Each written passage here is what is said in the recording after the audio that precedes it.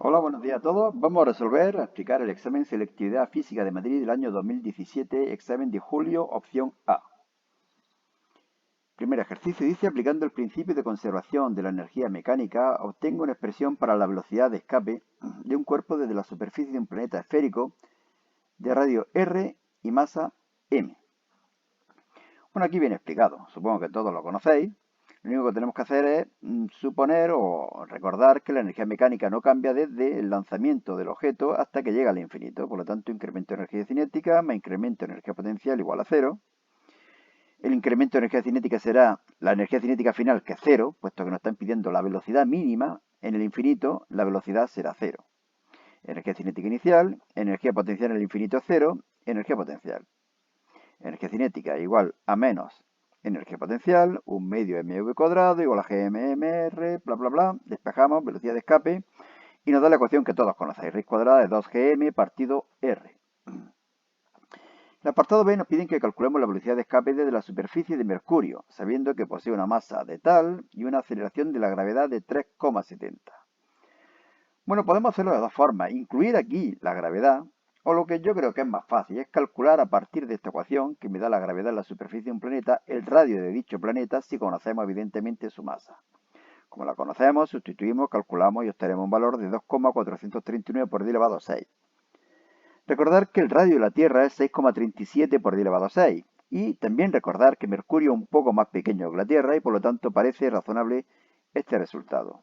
Bueno, aproximadamente la tercera parte que el radio de la Tierra. La velocidad de escape ya la podemos calcular, sustituimos, calculamos y obtenemos un valor de 4.248,4 metros. También recordar que la Tierra era, creo, alrededor de 11.000 metros por segundo. Como Mercurio tiene bastante menos masa que la Tierra, es lógico que su velocidad de escape sea menor que la superficie terrestre. Vamos al segundo ejercicio. Dice, la perturbación asociada a una onda viene descrita por la expresión esta de aquí. 28, no sé qué pinta. Lo quitamos, ¿no? Donde phi y x se expresan en metros y t en segundos. Indique su dirección y sentido de propagación y calcule su longitud de onda y su frecuencia. Bueno, este signo positivo lo que nos indica es que la onda se está propagando hacia la izquierda, hacia valores negativos del eje x. Y bueno, de esta expresión, 2765 sería omega, 10 elevado a menos 8 sería la amplitud y 1,85 sería k. Por lo tanto, omega igual a 2pi por f, podemos despejar y calcular f. K es igual a 2pi partido lambda, podemos calcular lambda. V es igual a lambda por f, podemos calcular v. Y ahora la velocidad de oscilación, recordar que es la derivada de la elongación, en este caso de phi, con respecto al tiempo. Derivamos y obtenemos esta expresión. Y como nos piden la velocidad máxima, esto ocurrirá cuando el coseno valga 1 o valga menos 1. Yo lo he hecho con más 1 y se obtiene un valor de 2,765 por 10 elevado a menos 5 metros por segundo. También, evidentemente, se podría obtener el valor negativo. Vamos a la tercera pregunta de electromagnetismo.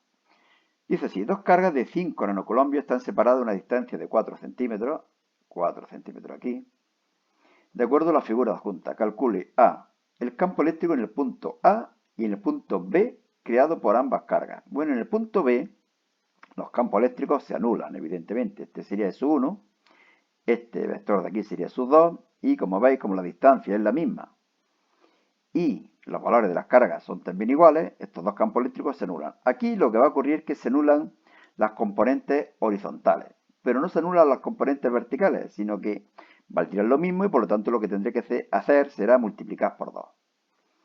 Bueno, pues primero calculo el módulo del campo eléctrico, KQR, siendo Q el valor absoluto de la carga, me da un valor de 28.125 y el vector será eso mismo multiplicado por 2, pero multiplicándolo por el coseno de este ángulo, para calcular la componente vertical. Este ángulo es 30 grados. Fijaros que esto sería un triángulo equilátero. Por lo tanto, esto sería 60 y esto de aquí sería 30. Bueno, pues vectorialmente me quedaría un valor de 48.714 J newton por coulomb. Apartado B. El potencial eléctrico en el punto A y en el punto B. En el punto A será la suma de los potenciales eléctricos creados por las dos cargas, pero las dos son iguales y por lo tanto será 2kqr, 2kqr, distancia 0,04 metros, 2250 voltios. En el punto B, igual que antes, solamente que ahora la distancia no son 4 centímetros, sino que son 2 centímetros y me da un valor de 4500 voltios. También nos piden que calculemos el trabajo que hay que realizar sobre una carga de 3 nanocoulombios para desplazarla desde el punto A hasta el B. Bueno, el trabajo que debemos efectuar es igual al incremento de energía potencial, o lo que es lo mismo, la carga que movemos por el incremento de potencial eléctrico. Carga por V sub B menos V sub A, sustituimos, calculamos y obtenemos un valor de 6,75 por 10 elevado a menos 6 julios. Ese es el valor del trabajo que tenemos que realizar externamente. Muchas veces nos piden también calcular el trabajo ejercido por el campo y otras veces no dejan claro si se refieren a uno o a otro. Yo por ello soy partidario de calcular los dos, el trabajo externo y el trabajo realizado por el campo, que es el mismo, nada más que con signo contrario. Y vamos a hacer el ejercicio número 4. Tenemos una lente convergente de distancia focal 5 centímetros, valor positivo, lente convergente, por orden. Dice, calcule la distancia entre la lente y la imagen, es decir, lo que nos están preguntando es S', formada para un objeto situado en el infinito, es decir, S igual a menos infinito, y para un objeto situado a 20 centímetros de la lente, es decir, S igual a menos 20 centímetros. Recordar que en las lentes las distancias hacia la izquierda son negativas, hacia la derecha son positivas, hacia arriba son positivas y hacia abajo son negativas. Y aplicamos la ecuación fundamental, una de las dos ecuaciones fundamentales de las lentes delgadas. Este de aquí, 1 partido f', 1 partido s', 1 partido s, siendo f' la distancia focal, s' la distancia desde la lente hasta la imagen y s la distancia entre la lente y el objeto. Y recordar, S siempre va a ser negativa puesto que va a estar situado a la izquierda de la lente. De aquí despejamos S', sustituimos, calculamos y obtenemos un valor de 5 centímetros, es decir, que la imagen está situada a la derecha de la lente.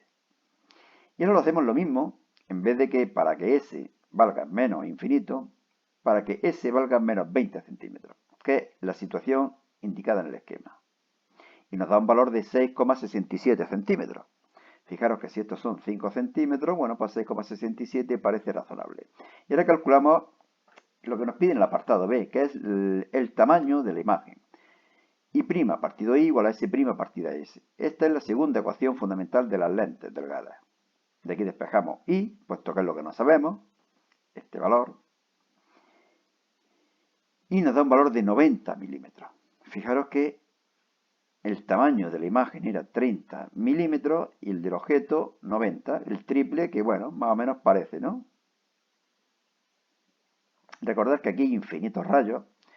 La mayoría de los profesores suelen explicar tres, yo también lo hago evidentemente, que serían el que pasa por el centro de la lente, que no se desvía, el que va paralelo al eje óptico, que se desvía pasando por el foco, y el que pasa por el foco, que al llegar a la lente se refracta de una forma paralela al eje óptico.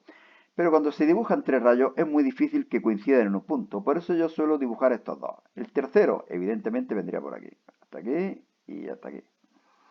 Y bueno, vamos a hacer el último ejercicio. Antes de hacerlo, recordaros que en este blog, selectividadjosecuenca.blogspot.com, podéis encontrar en formato PDF todos los exámenes que estamos colgando en el canal. Es decir, aquí, si os metéis en el blog, no vais a encontrar un examen, vais a encontrar todos los exámenes de todos los años. Bueno, desde el 2017 hasta el 2020 por ahora, y evidentemente iremos subiendo mientras el cuerpo aguante. Vemos el quinto ejercicio. Dice, un átomo de uranio 238 se desintegra a través de una cascada radioactiva y da lugar a un átomo de plomo 206, siendo el periodo de semidesintegración del uranio 4,47 por 10 elevado a 9 años. Fijaros, un mogollonazo, ¿no? Una muestra mineral de monachita, parece que dice, monacita, contiene 2,74 miligramos de uranio y 1,12 miligramos de plomo 206, procedentes de la desintegración del uranio. Dice, en primer lugar, que obtengamos el número de átomos iniciales de uranio 238 a partir del cálculo del número de átomos de uranio y de plomo existentes en ella. Bueno, lo único que tenemos que hacer es sumarlo. Pero hay que calcular el número de átomos. El número de átomos, ¿cómo se hace? Esto de aquí, que son los gramos, fijaros que multiplicado por 10 elevado a menos 3 para pasar de miligramos a gramos, dividimos por la masa atómica para obtener moles y multiplicamos por el número de Avogadro para obtener los átomos. Lo hago para el uranio 238 y para el plomo 206. Por lo tanto, el número de átomos iniciales que teníamos de uranio 238 son los que me quedan todavía, más los que se han transformado en plomo. Me da un valor de 1,044 por 10 elevado a 19 átomos. Evidentemente, en el 99% de los problemas siempre vais a tener un número grandísimo de átomos. Si os equivocáis por aquí y os salen 300 átomos, casi seguro que está mal. Y cuando seguro que está algo mal, es si os salen 0,4 átomos. O hay 0 átomos o hay un átomo, pero no hay 0,4 átomos. Bueno, el apartado dice que calculemos la antigüedad del mineral y determinar la actividad actual de la muestra. Esta es la ecuación que todos conocéis, la ecuación integrada de la ley radiactiva. Tomamos los logaritmos neperianos y despejamos el tiempo. Sustituimos y obtenemos este valor de aquí, 2,64 por 10 elevado a 9 años. Miles de millones de años. Aquí lo único que he hecho es que lambda sería igual al logaritmo neperiano de 2 partido del periodo de semidesintegración que pasa arriba. Como esto está en años, esto me quedará en años. Ahora, sin embargo, para calcular la actividad radiactiva, lo que hago es, bueno, multiplicar lambda por n, lo conocemos, lambda sería el logaritmo neperiano de 2 partido del periodo de semidesintegración, pero este periodo de semidesintegración lo paso a segundos. ¿Para qué? Para que me salgan desintegraciones por segundo, o lo que es lo mismo becquerelio.